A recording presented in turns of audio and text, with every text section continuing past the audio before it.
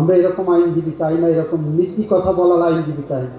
আমরা চাই এমন আইনজীবী যারা বাংলাদেশকে কন্ট্রিবিউট করতে পারেন। বিয়ের বাজারে লয়ারদের মার্কেট ভালো ছিল না কখনো। বিয়ের বাজারে ছেলে কি করে, উকালতি করে, এটা সবচেয়ে লেস ইম্পর্টেন্ট জায়গায় ছিল। আমি ফেস করেছি ওটা। আমি প্রেম করার পরেও বিয়ের প্রস্তাব যখন গেছে, ছেলে কি করে, উকালতি করে।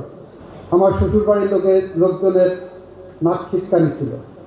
তাদের ধারণা ছিল ছেলে হয় বিশেষ কর্মকর্তা হবে, জাজ হবে, সেনাবাহিনীর কর্মকর্তা হবেন, বড় ব্যাংকার হবেন, ডাক্তার হবেন, ইঞ্জিনিয়ার হবেন। আমরা চাই বিয়ের বাজারেও আমাদের আগামী প্রজন্মের লয়াররা টপার হোক। আমি পরশুদিন দেখলাম একজন সিনিয়র জাজ ছিলেন বাংলাদেশে, একজন সিনিয়র জাজ ছিলেন, উনি উকালতিতে ফিরে এসেছেন। মক্কেলের কাছ থেকে 1.25 কোটি টাকা নিয়েছেন রায় লিখে দেওয়ার জন্য।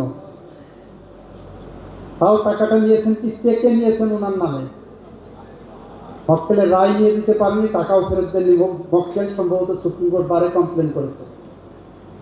আমরা এরকম আইনজীবী চাই না, এরকম নীতি কথা বলার আইনজীবী চাই না। আমরা চাই এমন আইনজীবী যারা বাংলাদেশকে কন্ট্রিবিউট করতে পারেন। কালার এক্সপার্ট, জর্জ স্যাপ এবং মাইল্ড অন হ্যান্ডস টেকনোলজি সমৃদ্ধ অরিক্স ক্রিস্টাল ওয়াশ আপনার লন্ড্রি এক্সপার্ট।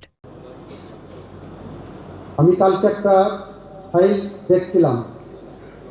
আমাদের আইন কমিশন নামে একটা কমিশন আছে, 150 কোটি টাকার উপরে সেখানে গত 2 যুগ ধরে 150 কোটি টাকার উপরে সেখানে খরচ হয়েছে। 169টা আইনের সুপারিশ করেছেন, মাত্র 8টি আইন সেখান থেকে নেওয়া হয়েছে। প্রতি বছর 8 থেকে 10 কোটি টাকা সেখানে আমরা খরচ করছি জনগণের টাকা। আমাদের সেখান থেকে ইনপুট খুব কম। আপনারা দেখবেন এখন যারা যারা বড় বড় কথা বলছেন, রিটায়ারমেন্টের পরে যে চাকরি খুঁজছেন, বিভিন্ন কমিশন করতে চাচ্ছেন, রিটায়ারমেন্টের পরে সেখানে চাকরি করবেন, বিভিন্ন কোম্পানির চেয়ারম্যান হচ্ছেন। সুপ্রিম কোর্টের বিচারপতি তো ছিলেন বাবা। সুপ্রিম কোর্টের বিচারপতি হিসাবে রিটায়ারমেন্টের পরে, চিফ জাস্টিস থেকে রিটায়ারমেন্টের পরে আপনাকে কেন আইন কমিশনের চেয়ারম্যান হতে হবে? সুপ্রিম কোর্টের চিফ জাস্টিস থাকার পরে বাংলাদেশে আপনি কেন কোম্পানির বোর্ডে বসে চেয়ারম্যানগিরি করবেন?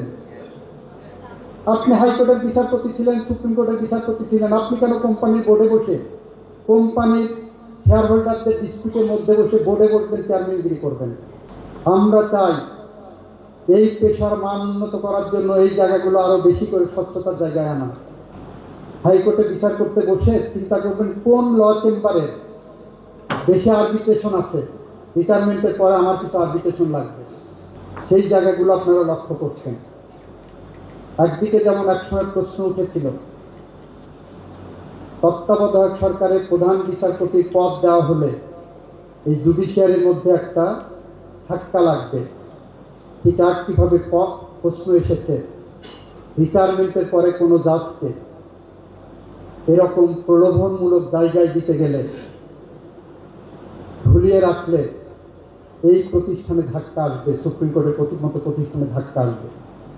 আমরা চাই এই সবগুলো যাচাই বাছাই করে একটি স্বচ্ছ স্বাভাবিক আইনি প্রক্রিয়ায় যেতে, যাতে করে আমাদের আগামী প্রজন্ম যেমন একদিকে স্পেস পায়, একইভাবে আগামী প্রজন্ম একটি সাংবিধানিক কাঠামোর মধ্যে রাষ্ট্রকে নিয়ে যাওয়ার জন্য তাদের জ্ঞান গরিমা দিয়ে, তাদের প্রজ্ঞা মেধা দিয়ে, তাদের সততা, তাদের সাহস দিয়ে এই বাংলাদেশকে সামনের দিকে নিয়ে যেতে পারেন।